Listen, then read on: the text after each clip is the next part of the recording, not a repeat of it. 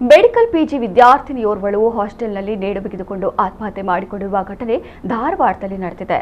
ಧಾರವಾಡ ಮಾನಸಿಕ ಆರೋಗ್ಯ ಮತ್ತು ನರವಿಜ್ಞಾನ ಸಂಸ್ಥೆಯಲ್ಲಿ ಸೈಕಿಯಾಟ್ರಿಕ್ ಪಿಜಿ ವಿಭಾಗದ ಮೊದಲನೇ ವರ್ಷದ ಡಾಕ್ಟರ್ ಪ್ರಜ್ಞಾ ಮೃತ ವಿದ್ಯಾರ್ಥಿನಿ. ಶಿವಮೊಗ್ಗ ಮೂಲದ ಡಾಕ್ಟರ್ ಪ್ರಜ್ಞಾ 2 ವಾರಗಳ ಹಿಂದೆಷ್ಟೇ ಬಂದಿದ್ದಳು. ನಿನ್ನೆಷ್ಟೇ ಆಕೆಯ ತಂದೆ ತಾಯಿ ಕೂಡ ಪಿಜಿಗೆ ಬಂದು ಮಾತನಾಡಿಸಿಕೊಂಡು ಹೋಗಿದ್ದರು.